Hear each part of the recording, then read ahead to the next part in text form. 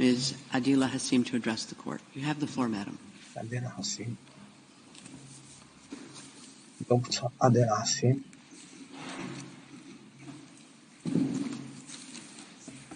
Thank you. Madam President, distinguished members of the court, it is a privilege to appear on behalf of the Republic of South Africa in this case of exceptional importance.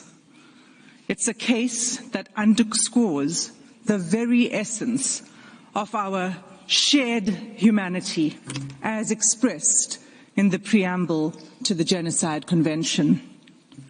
It's my task to address the court on the genocidal acts that have led to this urgent request for provisional measures under Article 41 of the Statute of the Court. South Africa contends that Israel has transgressed Article 2 of the Convention by committing actions that fall within the definition of genocide. The actions show a systematic pattern of conduct from which genocide can be inferred. Allow me to place these acts in context. Gaza is one of the two constituent territories of the occupied Palestinian territories, occupied by Israel since 1967. It is a narrow strip of approximately 365 square kilometers, as depicted in the map now displayed. Israel continues to exercise control over the space, territorial waters, land crossings, water, electricity, electromagnetic sphere, and civilian infrastructure in Gaza, as well as over key governmental functions. As the Honourable Minister has said, entry and exit by air and sea to Gaza is prohibited, with Israel operating the only two crossing points. Gaza, which is one of the most densely populated places in the world, is home to approximately 2.3 million Palestinians, almost half of them children. For the past 96 days, Israel has subjected Gaza to what has been described as one of the heaviest conventional bombing campaigns in the history of modern warfare. Palestinians in Gaza are being killed by Israeli weaponry and bombs from air, land, and sea. They are also at immediate risk of death by starvation, dehydration, and disease as a result of the ongoing siege by Israel, the destruction of Palestinian towns, the insufficient aid being allowed through to the Palestinian population, and the impossibility of distributing this limited aid while bombs fall. This conduct renders essentials to life unobtainable. At this provisional measures stage, as this court has made clear in the Gambia-Myanmar case, it is not necessary for the court to come to a final view on the question of whether Israel's conduct constitutes genocide. It is necessary to establish only whether at least some of the acts alleged are capable of falling within the provisions of the Convention. On analysing the specific and ongoing genocidal acts complained of, it is clear that at least some, if not all of these acts, fall within the Convention's provisions. These acts are documented in detail in South Africa's application and confirmed by reliable, often UN sources. It's thus unnecessary and impossible for me to recount all of them. I will highlight only some in order to illustrate the pattern of genocidal conduct. The UN statistics that are relied upon are up to date as of 9 January 2024.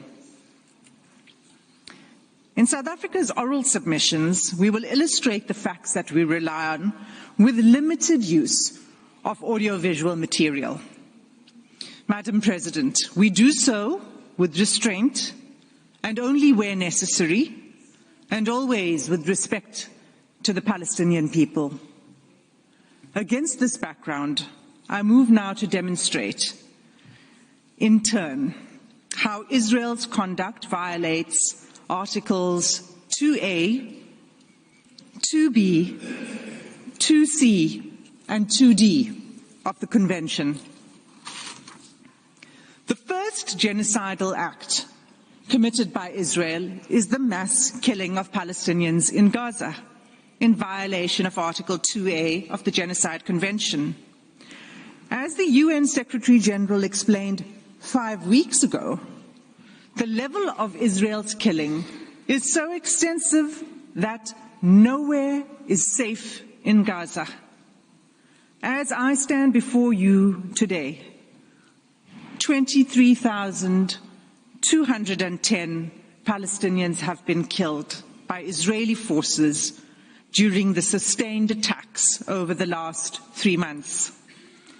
At least 70% of whom are believed to be women and children. Some 7,000 Palestinians are still missing, presumed dead under the rubble.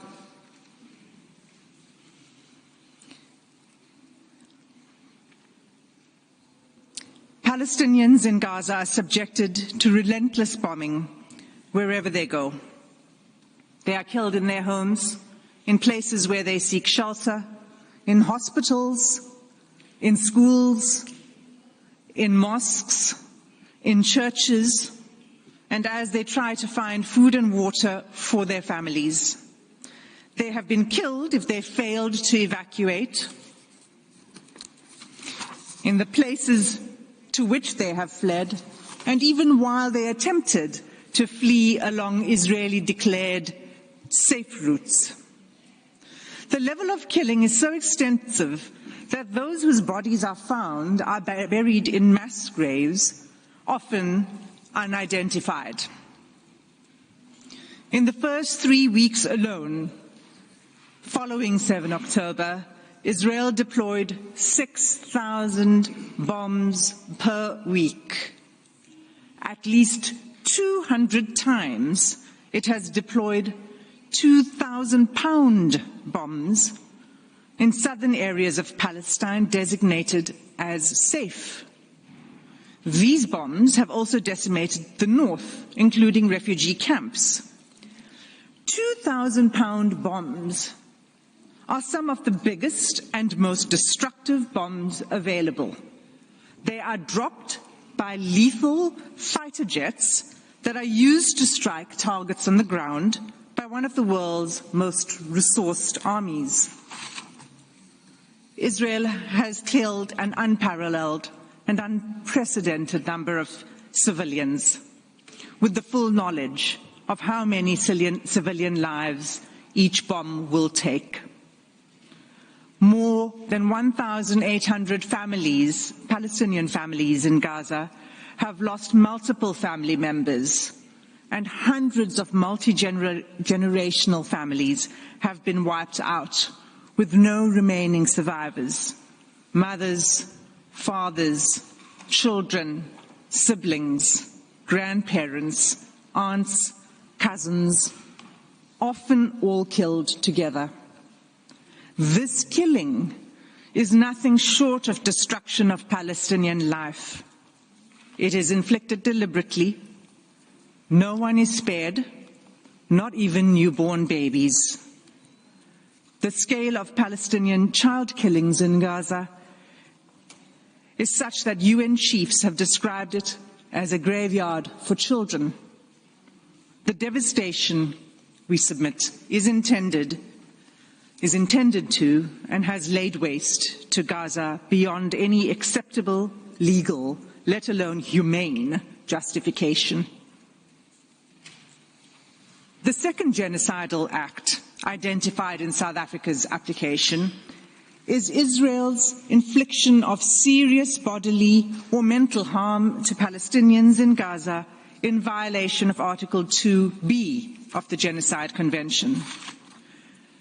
Israel's attacks have left close to 60,000 Palestinians wounded and maimed. Again, the majority of them women and children. This in circumstances where the healthcare system has all but collapsed. I'll return to this later in my speech.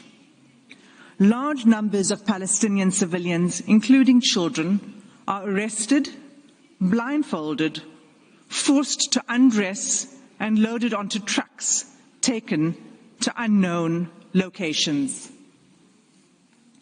The suffering of the Palestinian people, physical and mental, is undeniable. Turning to the third genocidal act under Article 2C. Israel has deliberately imposed conditions on Gaza that cannot sustain life and are calculated to bring about its physical destruction. Israel achieves this in at least 4 ways. First, by displacement. Israel has forced the displacement of about 85% of Palestinians in Gaza. There is nowhere safe for them to flee to. Those who cannot leave or refuse to be displaced have either been killed or at extreme risk of being killed in their homes. Many Palestinians have been displaced multiple times as families are forced to move repeatedly in search of safety. Israel's first evacuation order on 13 October required the evacuation of over 1 million people, including children, the elderly, the wounded, and infirm. Entire hospitals were required to evacuate, even newborn babies in intensive care. The order required them to evacuate the north to the south within 24 hours. The order itself was genocidal. It required immediate movement, taking only what could be carried, while no humanitarian assistance was permitted, and fuel, water, and food, and other necessities of life had deliberately been cut off. It was clearly calculated to bring about the destruction of the population. For many Palestinians, the forced evacuation from their homes is inevitably permanent. Israel has now damaged or destroyed an estimated 355,000 Palestinian homes, leaving at least 500,000 Palestinians with no home to return to. The Special Rapporteur on the Human Rights of Internally Displaced Persons explains that houses and infrastructure, quote, have been razed to the ground, frustrating any realistic prospects for displaced Gazans to return home, repeating a long history of mass forced displacement of Palestinians by Israel. There is no indication at all that Israel accepts responsibility for rebuilding what it has destroyed. Instead, the destruction is celebrated by the Israeli army. Soldiers film themselves joyfully detonating entire apartment blocks and town squares, erecting the Israeli flag over the wreckage, seeking to re-establish Israeli settlements on the rubble of Palestinian homes, and thus extinguishing the very basis of Palestinian life in Gaza. Second, together with the forced displacement, Israel's conduct has been deliberately calculated to cause widespread hunger, dehydration, and starvation. Israel's campaign has pushed Gazans to the brink of famine. An unprecedented 93% of the population in Gaza is facing crisis levels of hunger. Of all the people in the world currently suffering catastrophic hunger. More than 80% are in Gaza. The situation is such that the experts are now predicting that more Palestinians in Gaza may die from starvation and disease than airstrikes. And yet Israel continues to impede the effective delivery of humanitarian assistance to Palestinians, not only refusing to allow sufficient aid in, but removing the ability to distribute it through constant bombardment and obstruction. Just 3 days ago, on 8 January, a planned mission by UN agencies to deliver urgent medical supplies and vital fuel to a hospital and medical supply center was denied by Israeli authorities.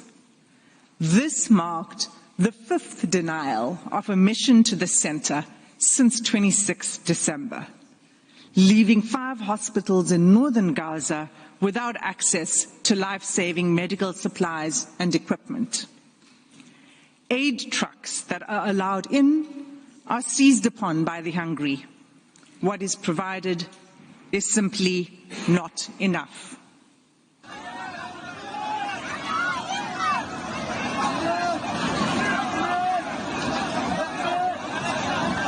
Madam President, members of the court, this is an image of an aid truck arriving in Gaza. Third, Israel has deliberately inflicted conditions in which Palestinians in Gaza are denied adequate shelter, clothes, or sanitation. For weeks, there have been acute shortages of clothes, bedding, blankets, and critical non-food items. Clean water is all but gone, leaving far below the amount required to safely drink, clean, and cook.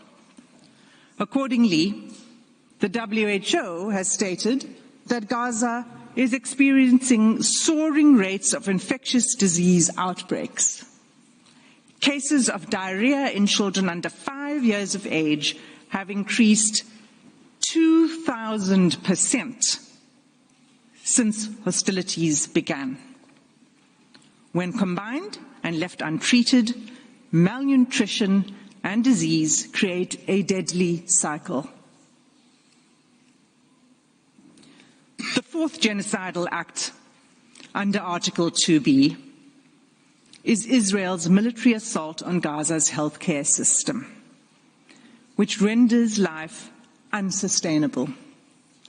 Even by 7 December, the UN Special Rapporteur on the right to health noted that the healthcare of infrastructure in the Gaza Strip has been completely obliterated. Those wounded by Israel in Gaza are being deprived of life-saving medical care. Gaza's healthcare system, already crippled by years of blockade and prior attacks by Israel, is unable to cope with the sheer scale of the injuries. Finally, the UN Special Rapporteur on Violence Against Women and Girls has pointed to acts committed by Israel that would fall under the 4th category of genocidal acts in Article 2D of the Convention. On 22 November, she expressly warned the following: the reproductive violence inflicted by Israel on Palestinian women, newborn babies, infants, and children could be qualified as acts of genocide under Article 2 of the Genocide Convention, including imposing measures intended to prevent births within a group.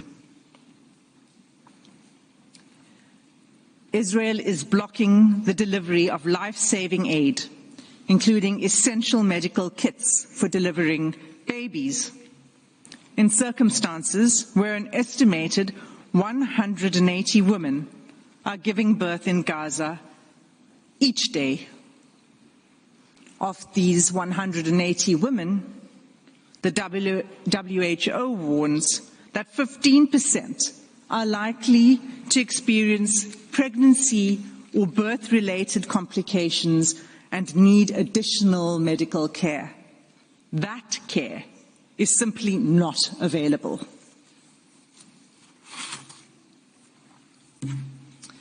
In sum, Madam President, all of these acts, individually and collectively, form a calculated pattern of conduct by Israel, indicating a genocidal intent. This intent is evident from Israel's conduct in specially targeting Palestinians living in Gaza, using weaponry that causes large-scale homicidal destruction, as well as targeted sniping of civilians, designating safe zones for Palestinians to seek refuge, and then bombing these, depriving Palestinians in Gaza of basic needs: food, water, healthcare, fuel, sanitation, and communications, destroying social infrastructure, homes, schools, mosques, churches, hospitals, and killing, seriously injuring, and leaving large numbers of children orphaned.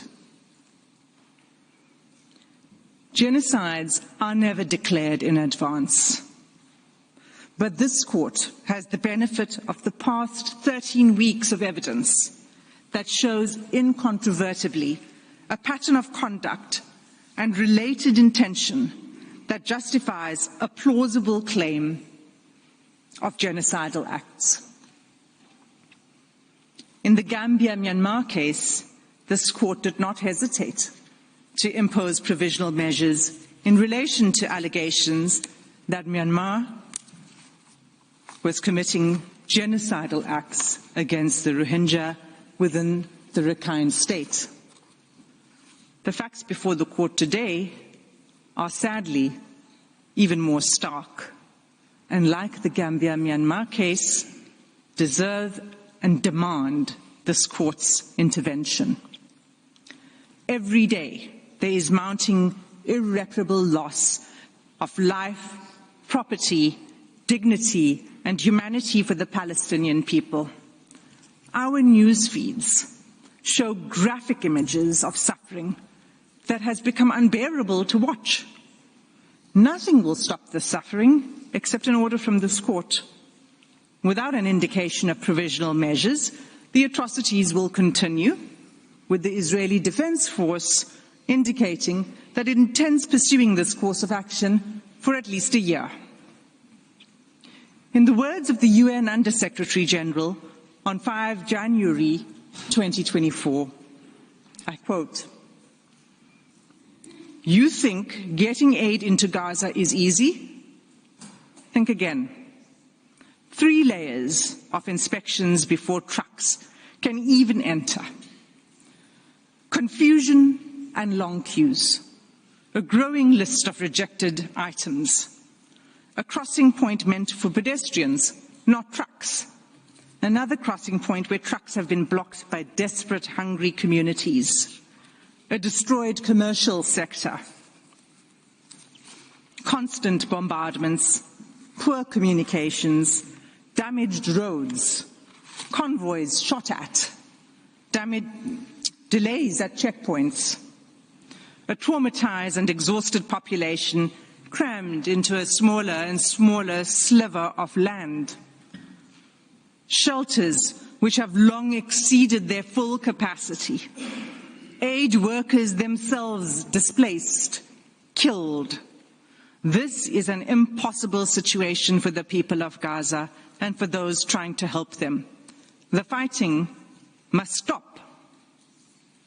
Close quote. Madam President, members of the court, that concludes my section on the genocidal conduct of Israel. I thank you for your patient attention, and I ask that you call Advocate Ngukatobi to the podium to address the court on genocidal intent. I thank Ms. Hassim, and I now invite Mr. Tembeke Ngukatobi to address the court. You have the floor, sir.